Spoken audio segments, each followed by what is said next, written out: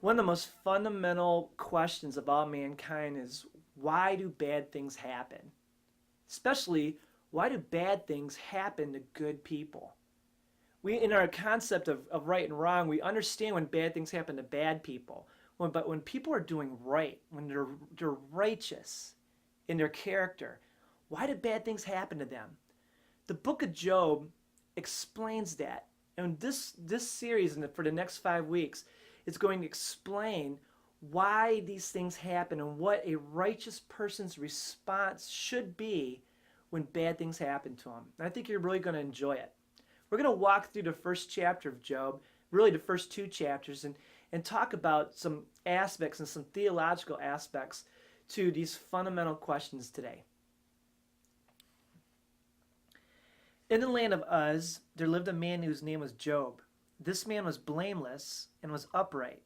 He feared God and shunned evil. He had 7 sons and 3 daughters, and he owned 7,000 sheep, 3,000 camels, 500 yoke of oxen, and 500 donkeys, and he had a large number of servants. He was the greatest man among all the people of the East. We see in this first passage that Job was blameless. He was right before God. Isn't it interesting that when someone does their life right, they're blessed? I think it's a good equation to put towards life. It doesn't always mean that we're always going to be blessed, but when we live our life according to God's precepts and God's principles, it's amazing how easier our life gets and how incredibly blessed our life becomes when we do things God's way. One day the angels came to present themselves before the Lord, and Satan also came with them. The Lord said to Satan, "Where have you come from?" Satan answered the Lord, "From roaming through the earth and going back and forth in it." Then the Lord said to Satan, "Have you considered my servant Job? There is no one on earth like him. He is blameless and upright, a man who fears God and shuns evil." "Does Job fear God for nothing?" Satan replied. "Have you not put a hedge around him and his household and everything he has? You have blessed the work of his hands so that his flocks and his herds are spread throughout the land. But stretch out your hand and strike everything he has, and he will surely curse you to your face." The Lord said to Satan, "Very well then, everything he has is in your hands, but on the man himself do not lay a finger." Then Satan went out from the presence of the Lord. One day when Job's sons and daughters were feasting and drinking wine at the oldest brother's house, a messenger came to Job and said that oxen were plowing and donkeys were grazing nearby, and then the Sabeans attacked and carried them off. They put the servants to the sword, and I am the only one who has escaped to tell you. While he was still speaking, another messenger came and said, "The fire of God fell from the sky and burned up the sheep and the servants, and I am the only one who has escaped to tell you."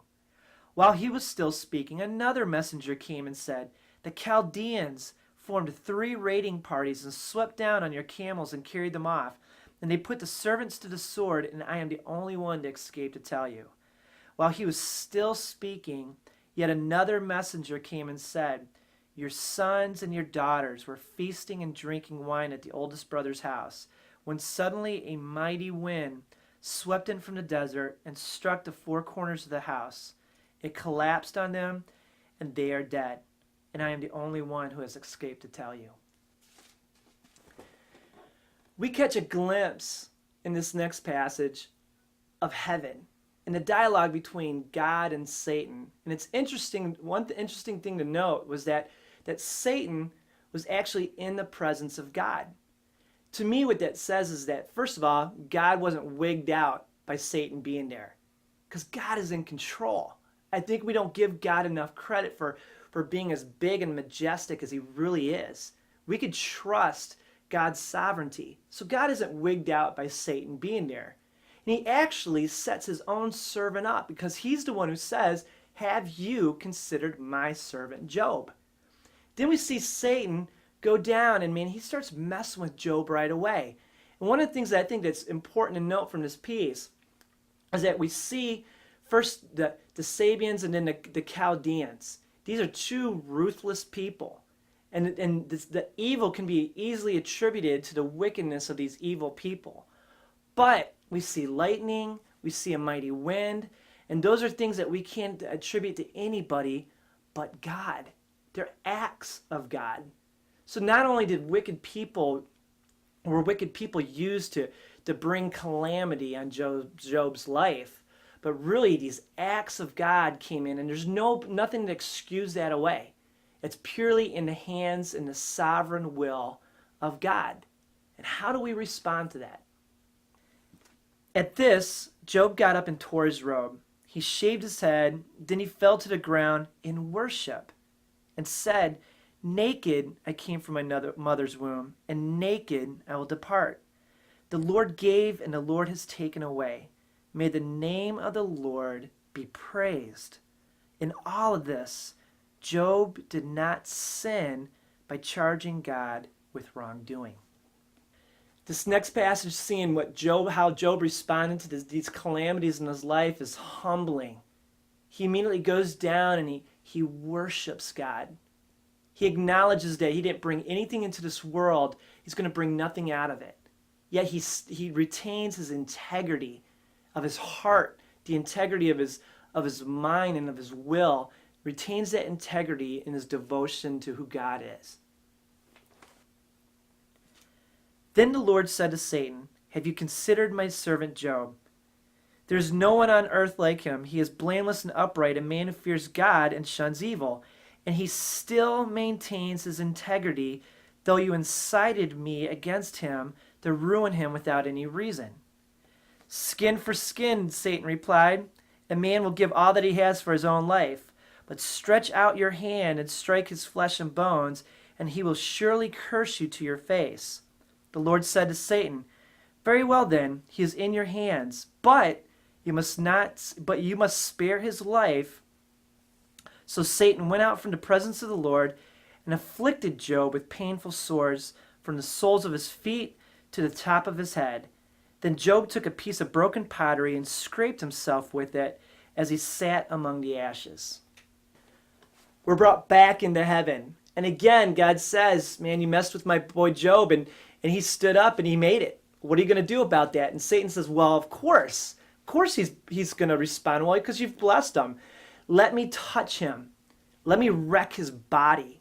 These boils that he talks about, these aren't just pimples all over his body. It's not a bad case of the measles.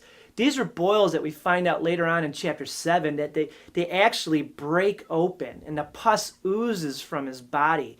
It's painful. He's in a wretched state. And it's going to be interesting when we finally see, not only did Job lose all his wealth, his material possessions on earth, he lost his children, and now he's lost his health. How is Job going to respond to God? His wife said to him, "Are you still holding on to your integrity?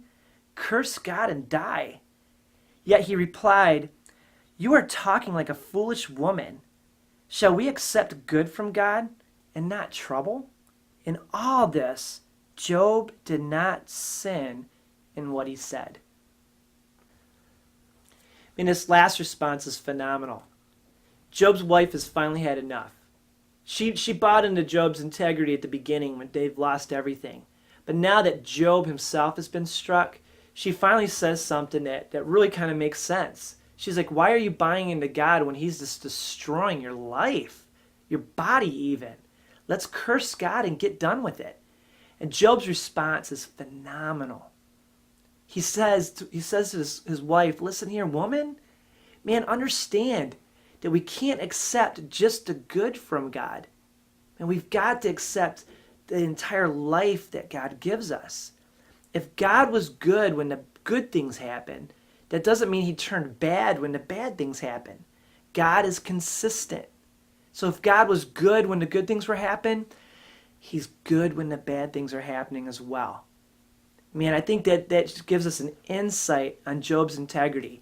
And I think it's going to be interesting as we walk through the theological points of this passage.